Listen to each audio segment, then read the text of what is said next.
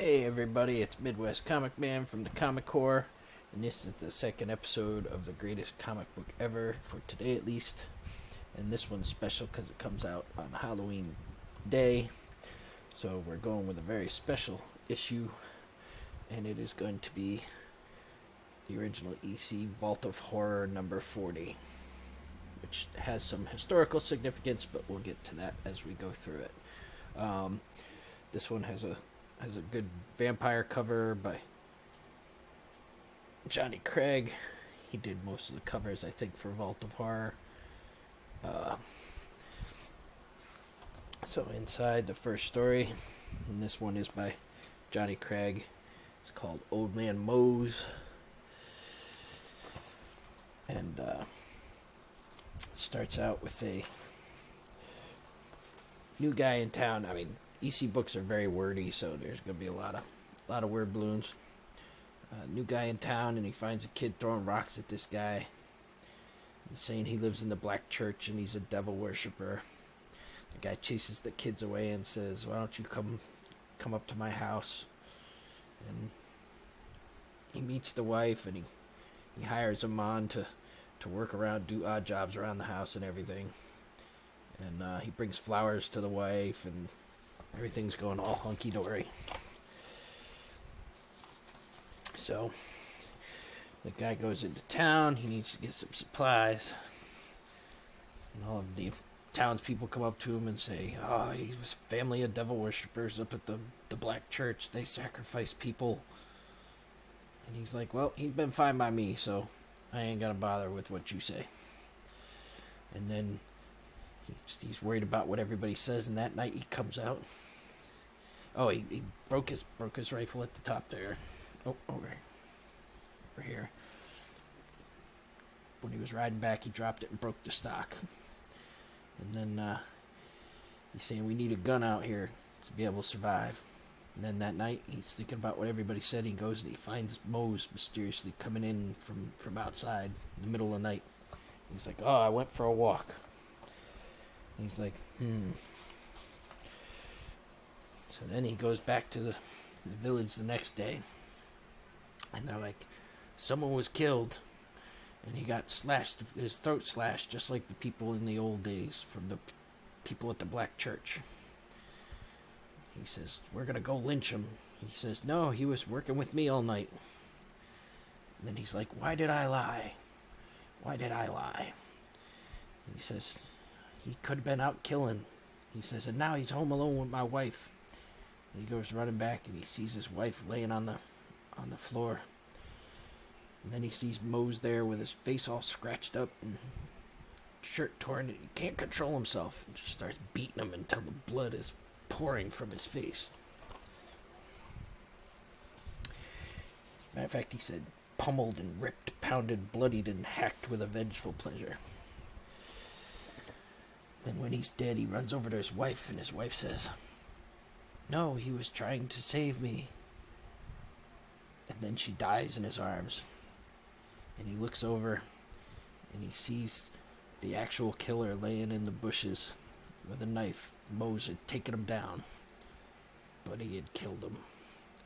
Typical EC twist. Next one is called An Harrow Escape.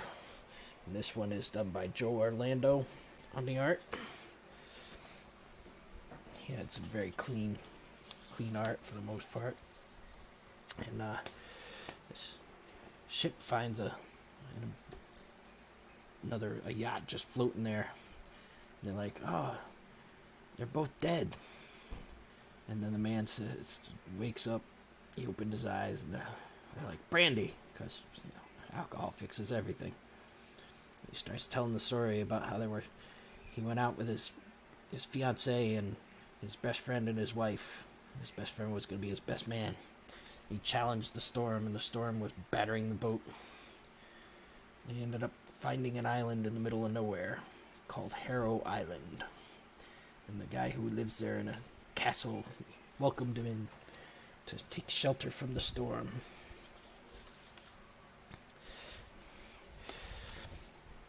So they have their dinner, and then they go up to bed, and the guy hears There's Bill's voice and Lillian screaming.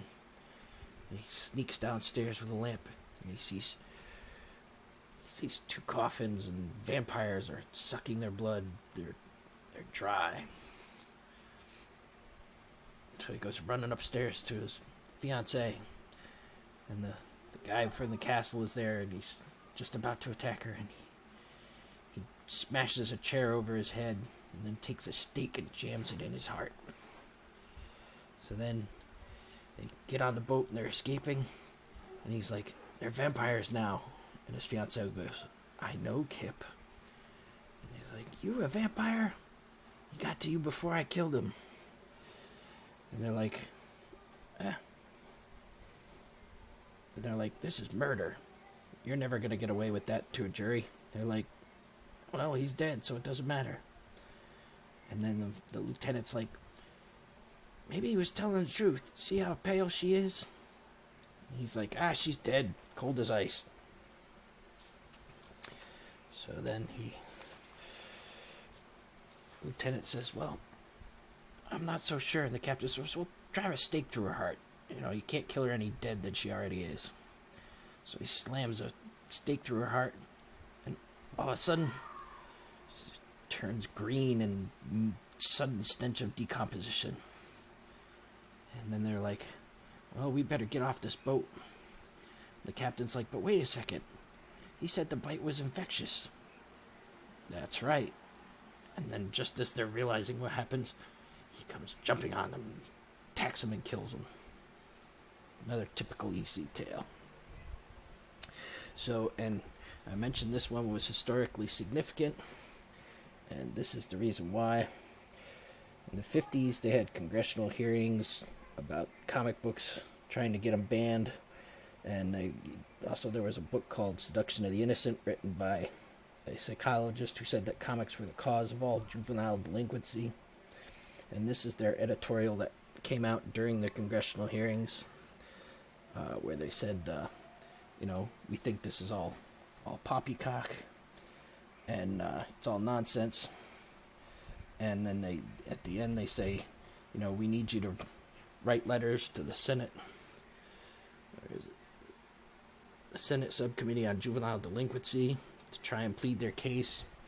Of course, it ended up that comics were not banned, but it was the creation of the Comics Code Authority, and that pretty much signed the death knell for EC, because they did not join the Comics Code Authority. But that's a neat little piece of history in there. And then the next story is called The Pit, and that one's by Bernie Krigstein. And it starts off with a cockfight, and everybody's bloodthirsty people watching these cockfights.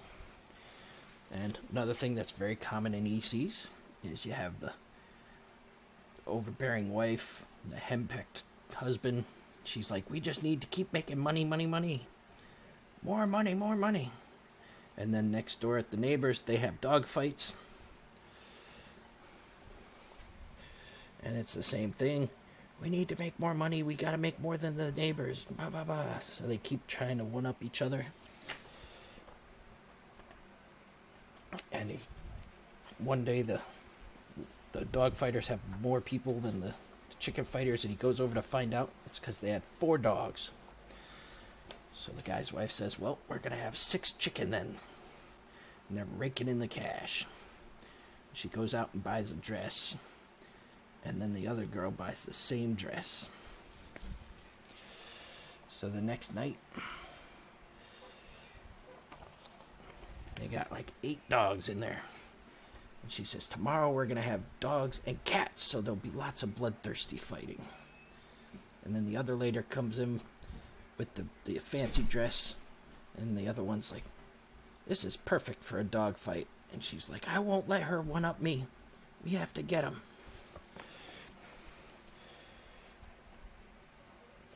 So then she goes running over and attacks her.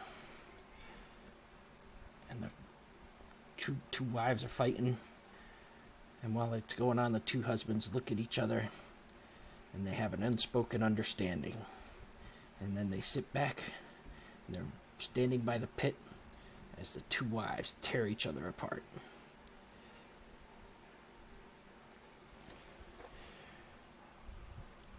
And then this is an ad for the New Trend books, which they tried to do to kind of stave off some of the congressional hearings, which is piracy. I don't think any of the New Trend books lasted more than 5 or 6 issues. And then they just wrapped it up and just made mad, and that was it. The last story in this one is called Ashes to Ashes. It's done by Graham Ingalls, who had some of the most amazing art. It's just very, very detailed and full of ugly people with slobber dripping off their mouths. And, you know, it starts off with Emil Frankenstein, who is about the 5th Frankenstein after the Victor Frankenstein, and he's talking about how his grandfather and his father were trying to create life from the swamp with sewage and everything, kind of like Swamp Thing. And then his father dies, and he is the one left to carry on, and eventually it turns into a baby, the thing that they had given life. So then he takes it. He says, I can't take care of this. I'm a single father. So he takes it to the hospital and switches it with a dead baby and writes down the name. And then he goes and starts following years later. It's like, I think it's 20 years later or so. And there's these 2 guys fighting over this woman. And he says, hey, we can solve this problem. Let's go ask the woman. And the woman goes to Carl and says, you know, I think very highly of you. And he says, but you don't want to marry me. And he goes storming off. And the old guy tries to follow him, but he runs away. And she says she wants to marry the other one. His name is Heinrich. So the old man goes back in there. And then the next day, or the next week, they're announcing their engagement. And Carl comes slamming in and says, nobody can have her. Or he says, you won't marry her, Heinrich. He goes to shoot Heinrich, and Heinrich punches him and knocks the gun off to the side and hits Louisa. And then all of a sudden, everybody started shouting because she had melted into a greenish-black blob of vile, stinking decay. 150 years' work shot. Again, these are just, EC stories were great, but towards the end they got kind of formulaic. But, and as I showed in my last issue, back cover, the insult that turned a chump into a champ. Charles Atlas ad.